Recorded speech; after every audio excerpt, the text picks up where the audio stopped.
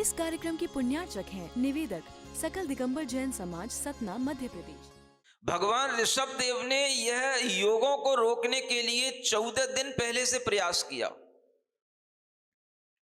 भगवान महावीर स्वामी ने केवल 2 दिन पहले प्रयास किया। अपनी आयु पूर्ण होने के 2 दिन पहले वह इस योग निरोध की प्रक्रिया में बैठ गए और बाकी के तीर्थंकर 1 महीने पहले से इस योग निरोध की प्रक्रिया में बैठ करके मोक्ष जाने से 1 महीने पहले वह समौ शरण का त्याग करके, अपनी चेष्टाओं का त्याग करके ध्यान के लिए बैठ जाते हैं। यह तीर्थंकरों की प्रक्रिया चलती है और इसी प्रक्रिया में जब हम वर्धमान भगवान महावीर स्वामी को देखते हैं तो यह आज का दिन वह दिन था जब उन्होंने समौ शरण का, वैभव का, उनके सामने बिखरी हुई तमाम जो संपदा थी, जो इंद्र और कुबेर के द्वारा लाकर के उनके समक्ष रखी जाती थी और जिससे दुनिया आकर्षित होती थी, आज उन्होंने उस संपदा के बीच में बैठना भी छोड़ दिया था, बोलना भी छोड़ दिया था। क्योंकि बोलेंगे तो सिंहासन पर बैठना है और बैठना है तो सामने सब कुछ जलसा लगना है, 12 सभाएं लगनी है, अष्ट प्रातिहार्य होना है और ये सब इंद्र तब तक कुबेर के माध्यम से करवाते रहे जब तक कि भगवान स्वयं इन सब चीजों को छोड़ करके अपनी आयु के 2 दिन पहले वह नहीं बैठ गए। और जब आयु के 2 दिन बचे उनके, इन्हीं 2 दिनों में उन्होंने आज त्रयोदशी के दिन वह योग निरोध शुरू कर दिया।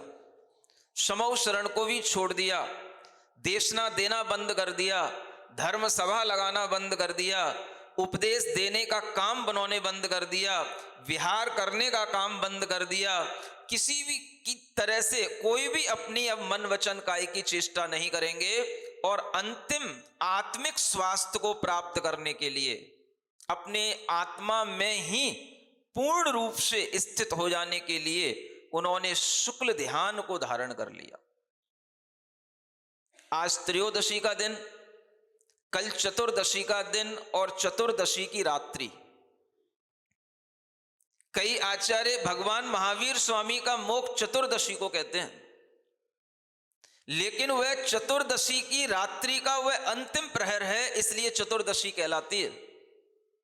लेकिन वास्तव में जब भगवान महावीर स्वामी को मोक्ष की प्राप्ति हुई तो उस समय पर ना तो पूरा दिन था ना पूरी रात थी, जिसे कहते हैं प्रत्यूष वेला। एक प्रभाती थोड़ी सी आने लग जाती है और एक जो है ब्रह्म मुहूर्त का वह समय होता है, उस समय पर भगवान महावीर स्वामी को मोक्ष की प्राप्ति हुई।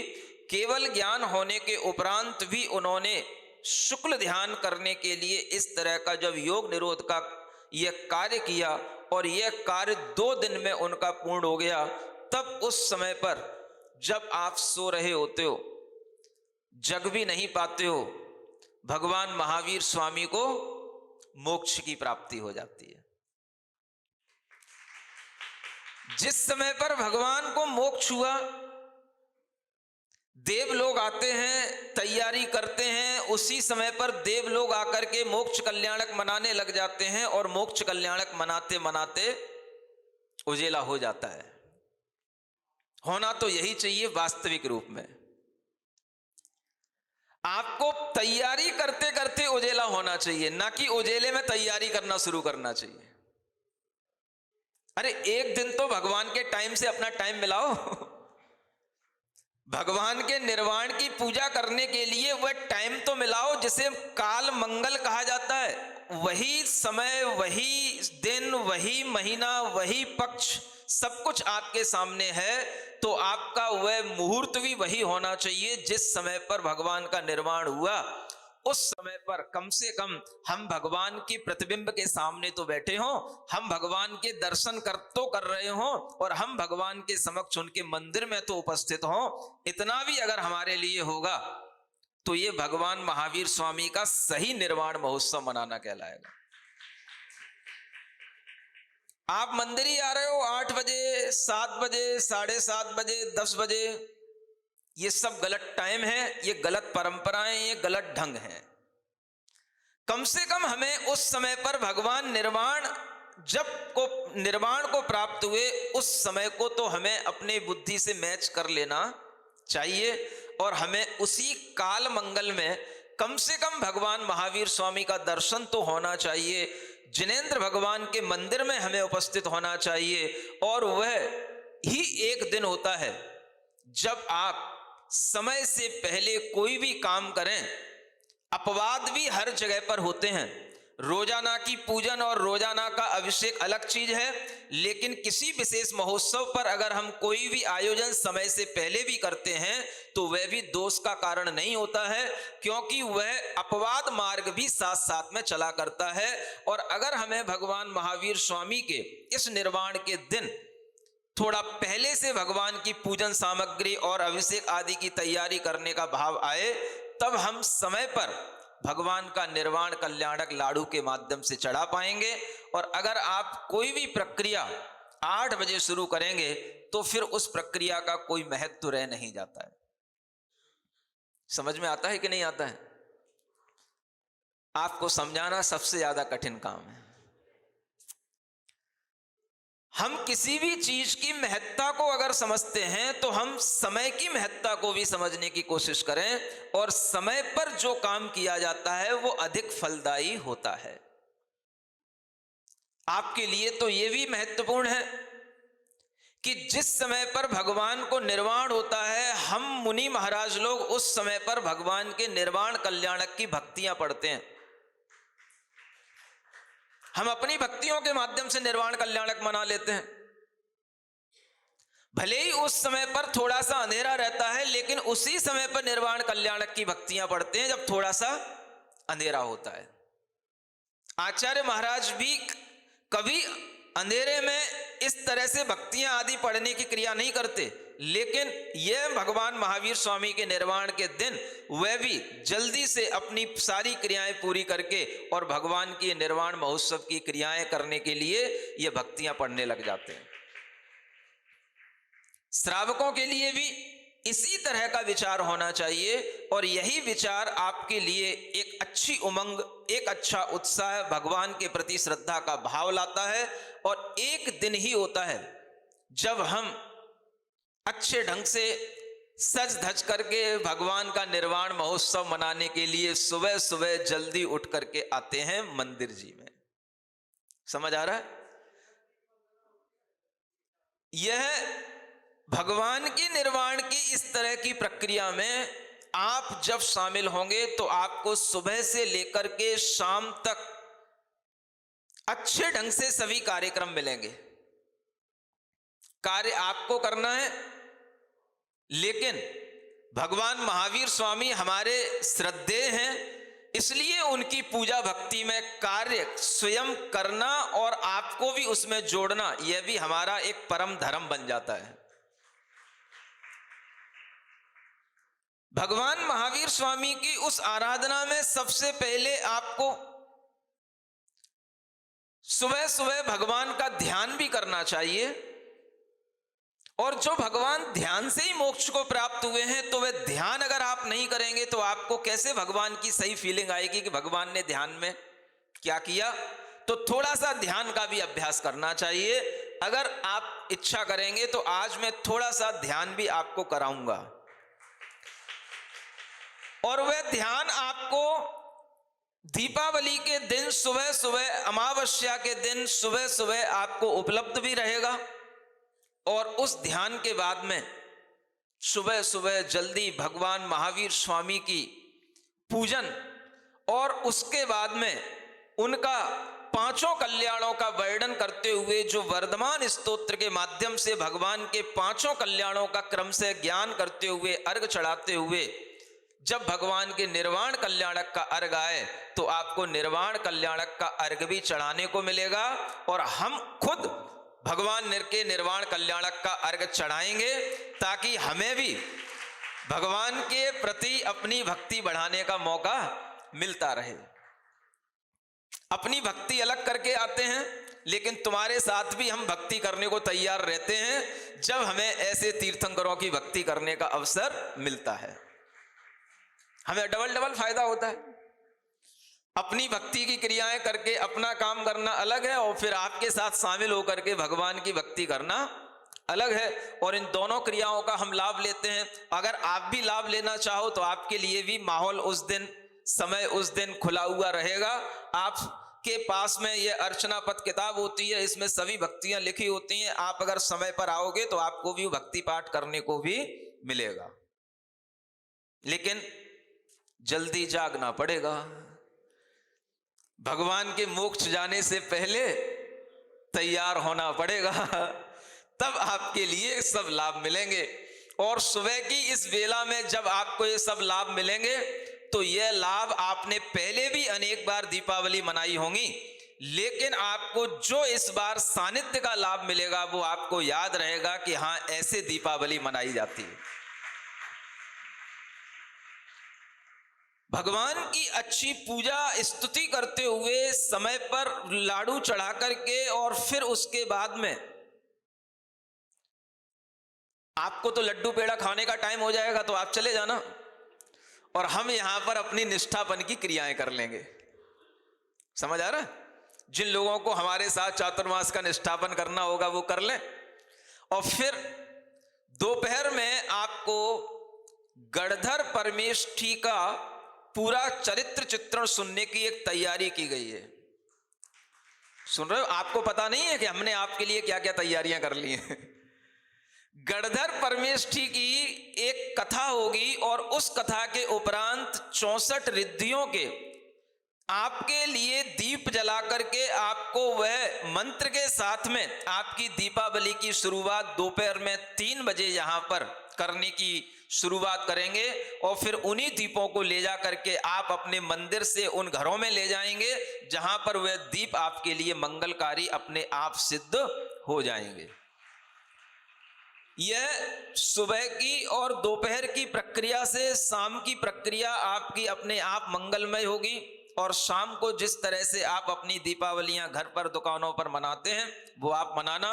यह सब कार्य में आप उत्साहित होकर के अगर आनंद लेंगे, भाग लेंगे, तब तो वह बहुत अच्छा आपके जीवन में एक मंगल अवसर जैसा लगेगा। और अगर ये सब कार्य होते हुए आपकी चेतनाएं फिर भी सुसुप्त रहीं तो ये आपके लिए अवसर आकर के भी चला जाएगा। भगवान महावीर स्वामी की यह निर्वाण बेला त्रयोदशी से शुरू हो जाती है। कल चतुर्दशी का दिन है और परसों की सुबह से यह बेला शुरू होगी।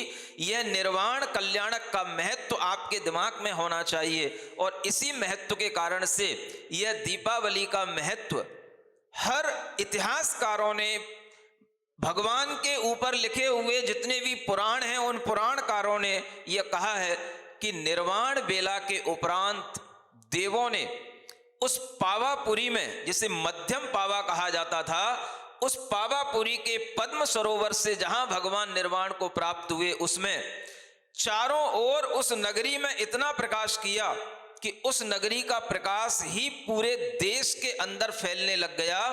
देवों के द्वारा पूरे आकाश मंडल को प्रकाशित कर दिया गया, और उसी प्रकाश के उपलक्ष्य में यह प्रकाश पर्व, उजाले का पर्व, यह दीपावली का पर्व लोग मनाते चले आ रहे हैं। सिद्धांत भूल गए हैं, मूल भूल गए हैं, लेकिन पत्तों के ऊपर अभी भी सिंचन कर रहे हैं।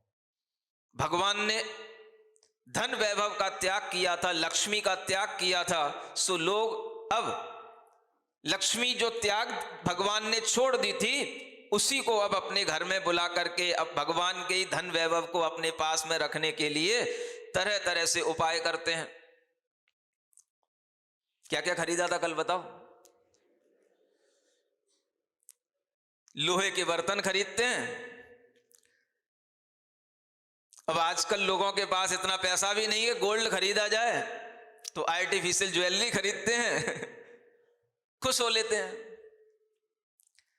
आपके लिए भगवान महावीर स्वामी का यह अवसर जो आया है और यह निर्वाण तिथि मनाने के लिए आपके समक्ष एक और चीज आपके घर तक पहुंचाने की कोशिश की गई है। पिछले वर्षों में भी होता आया है और इस वर्ष भी जो भगवान वर्धमान स्वामी का पूरा स्तोत्र है, वह स्तोत्र जो ताम्रपत्र पर लिखा हुआ है, वह स्तोत्र आपके घरों में दीपावली की एक सबसे अच्छी प्रेजेंट होनी चाहिए, गिफ्ट होनी चाहिए, जो आपके घरों में रखी रहे और उसी के माध्यम से भगवान की पूजा करते हुए आपको इस वर्ष की दीपावली मनानी चाहिए। वो स्तोत्र अभी एक साथ भले ही बहुत सारे न बन पाए हों, सबके घर में न पहुंच पाए हों, लेकिन हम आपसे कह सकते हैं जब तक हम यहां हैं आपकी दीपावली मनती रहेगी, और जब तक हम यहां हैं तब तक भी आप अपने अपने घरों में वह स्तोत्र एक बार रख लोगे तो हर साल आपको वह दीपावली पर काम आते रहेंगे। और जिस तरह से घर में हर कोई एक अच्छी जिनवाणी रखना चाहता है, वह जिनवाणी का एक बहुत सुंदर रूप आपके घर में रहेगा, तो आपको वर्धमान स्तोत्र के माध्यम से भगवान वर्धमान स्वामी की याद आएगी, तो उनकी कृपा, उनका प्रसाद भी आपके घर में अनवरत बरसता रहेगा। इसमें कोई शक और संदेह की बात ही नहीं है।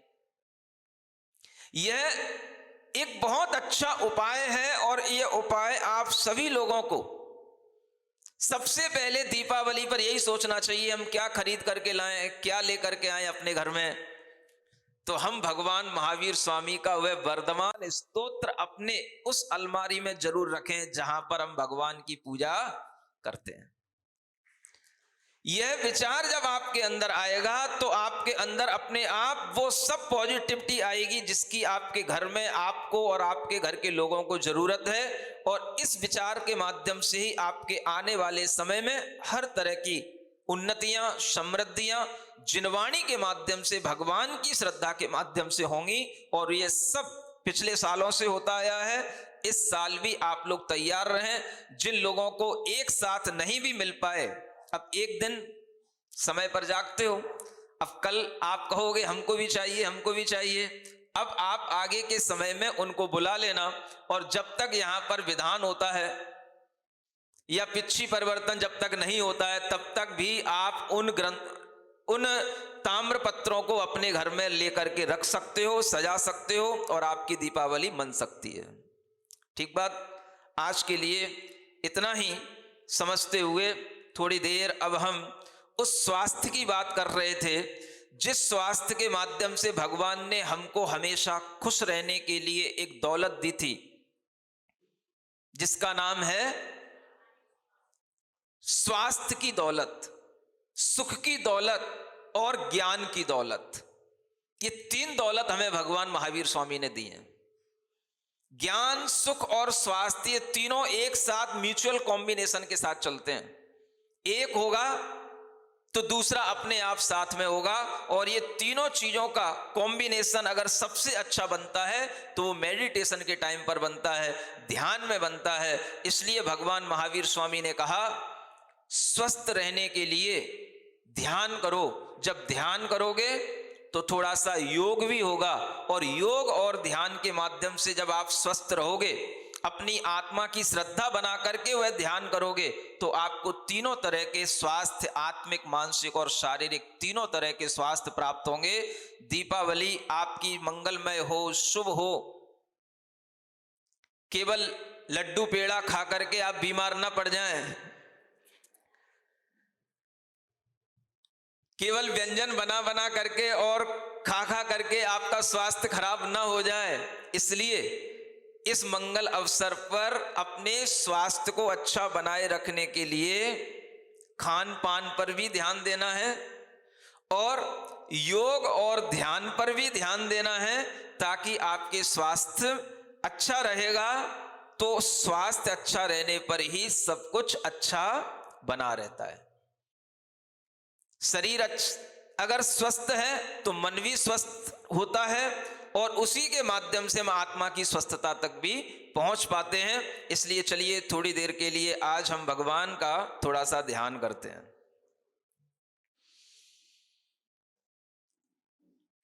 अपने दोनों हाथों को पहले सिद्ध मुद्रा में बनाएंगे। सिद्ध मुद्रा नहीं जानते?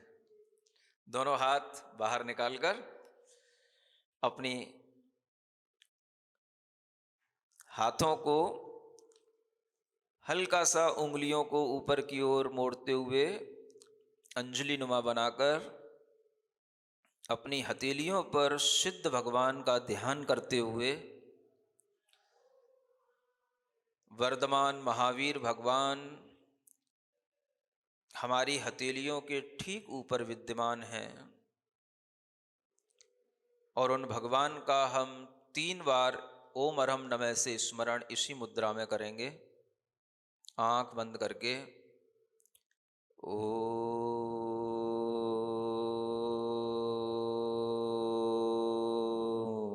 अरहम नमः। ओम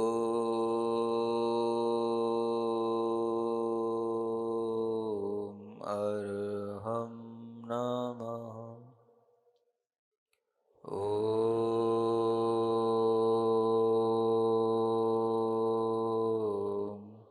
अरहम नमः।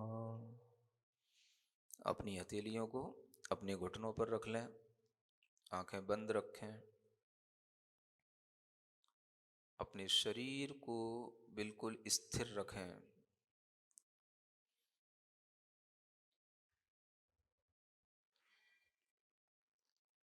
अपनी जीभ को बिल्कुल भी ना हिलाएं और अपने चित्त की एकाग्रता बनाने के लिए जिह्वा को अपने तालू पर स्पर्श कर लें। वचन का कंट्रोल, वचन योग का निरोध। शरीर को रोककर काय योग का निरोध और मन की चेष्टा को रोकने के लिए अपना ध्यान नाभि स्थान पर शक्ति केंद्र के पास श्वास का स्पंदन देखते हुए करें। अपना ध्यान पावापुरी में ले जाएं, एक विशाल तालाब में जिसमें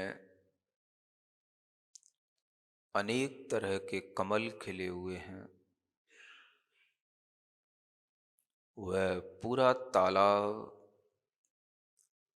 स्वच्छ पानी से, स्वच्छ जल से तरंगायित है। सुंदर सुंदर कमलों के झुंड आसपास एक साथ सुशोभित हो रहे हैं। लाल कमल के झुंड, श्वेत कमल के झुंड, नील कमल के झुंड, वह कमलों का एक साथ समूह उस तालाब की सुंदरता को जगह जगह और अधिक रम्य बना रहा है।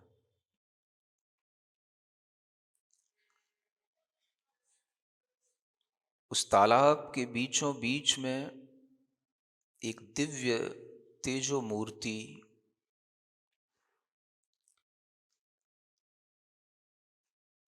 काया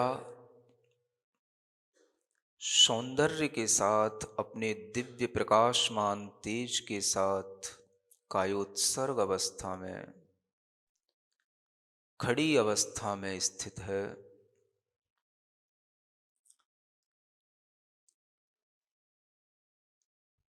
रात्रि का समय है, अंधकार है, अमावस की रात्रि है। भगवान के दिव्य स्वर्णमयी सुनहरे प्रकाश से वह पानी चारों ओर चमक रहा है।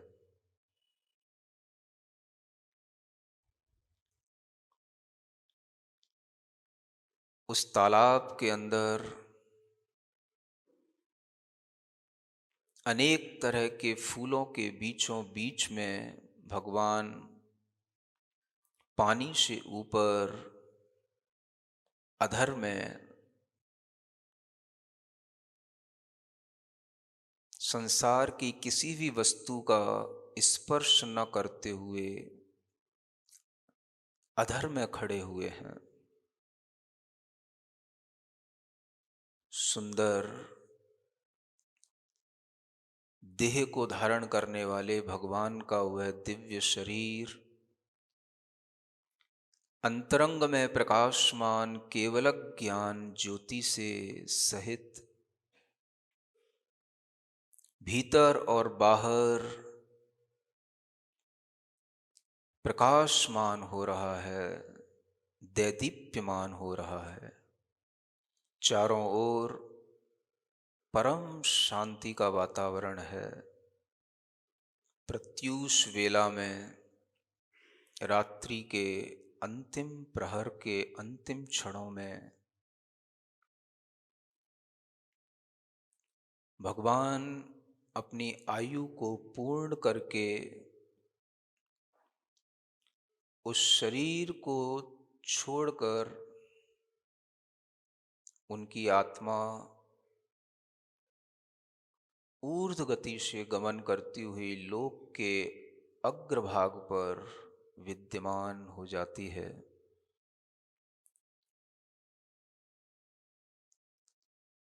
भगवान की आयु को पूर्ण जानकर उनके उस शरीर को देवलोग उत्सव करते हुए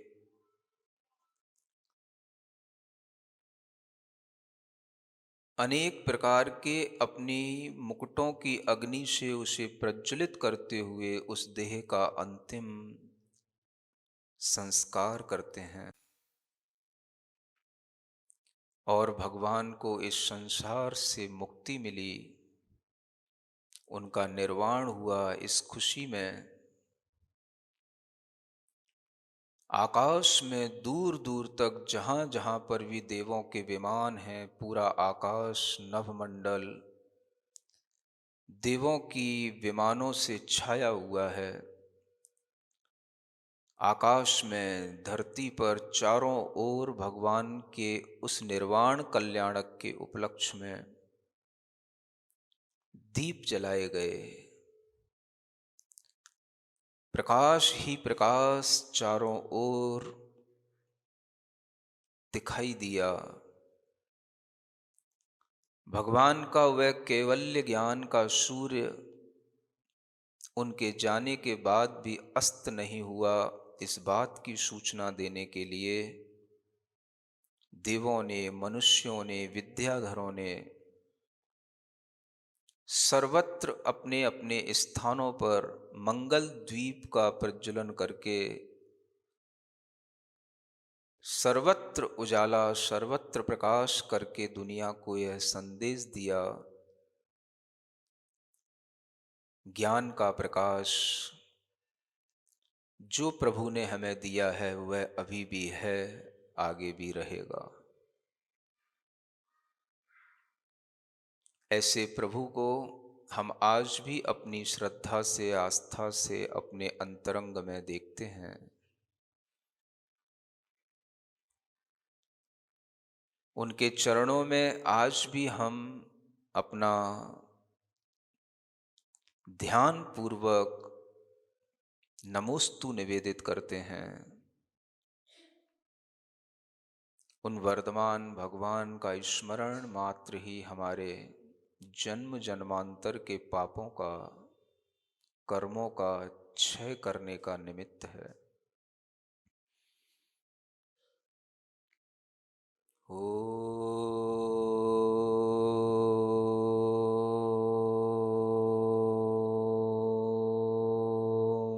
अर्हं नमः।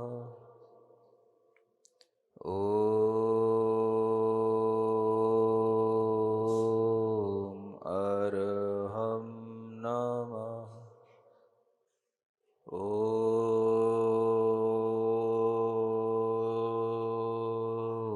अर्हं नमः।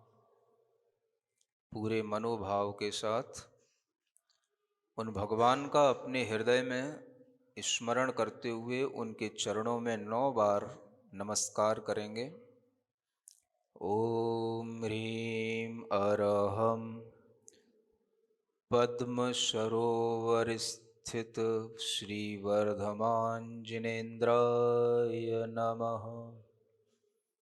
ओम ह्रीं अरहं श्री पद्म सरोवर स्थित वर्धमान जिनेन्द्राय नमः। ओम ह्रीं अरहं श्री पद्म सरोवर स्थित वर्धमान जिनेन्द्राय नमः। ओम ह्रीं अरहं श्री पद्म सरोवर स्थित वर्धमान जिनेन्द्राय नमः। ओम ह्रीं अरहं श्री पद्म सरोवर स्थित वर्धमान जिनेन्द्राय नमः।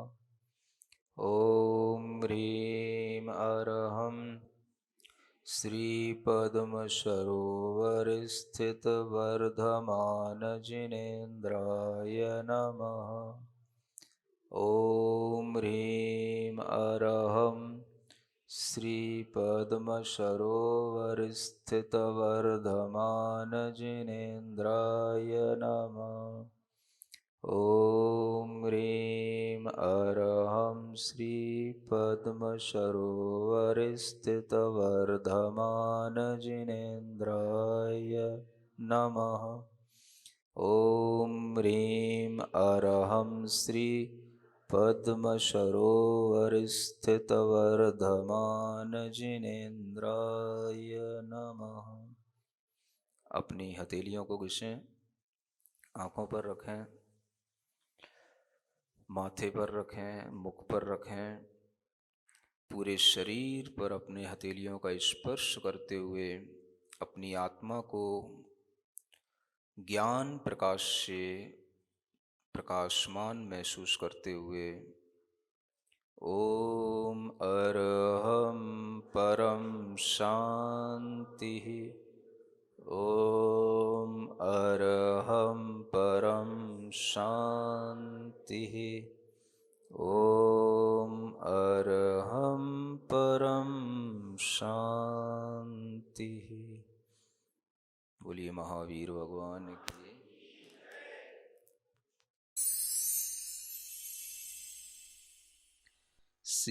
सिरिजिणवाणी जग कल्याणी जग जन मदतम मोहरी, जनमण हारी गढ़हर हारी, जम जरा भव रोग हरी।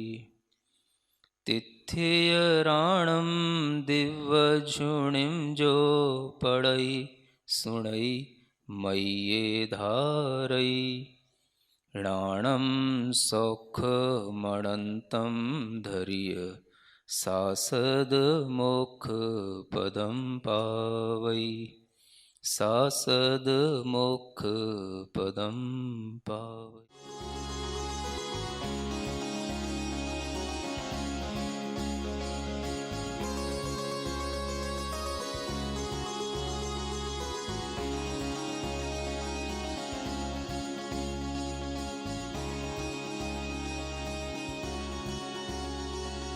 इस कार्यक्रम के पुण्यार्चक थे निवेदक सकल दिगंबर जैन समाज, सतना, मध्य प्रदेश।